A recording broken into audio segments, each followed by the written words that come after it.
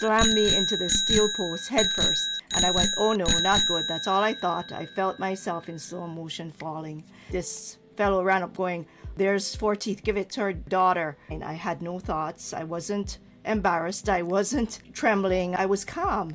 And I thought to myself, wow, you're calm. I didn't feel any pain. I was just checking and making sure gingerly that everything was working the way it should have been. And thankfully it was. So we ended up in this restaurant, and the restaurant owner, he says, wow, you're a real trooper, because the thought that I said to him was, and this is how it feels to want 4 front teeth instead of 2 for Christmas, because I'd seen 4 teeth. What I didn't know was it was 5 teeth that were knocked out and 2 were knocked up. When the restaurant owner says, wow, you're a real trooper, and I proceeded to tell him, well, if you want to know what this is about, you can read it in my book, because you can learn how if you read my book. His jaw dropped, and at that point I didn't realize how true that was, that it was in my book and I could actually teach. And long story short is everything worked out.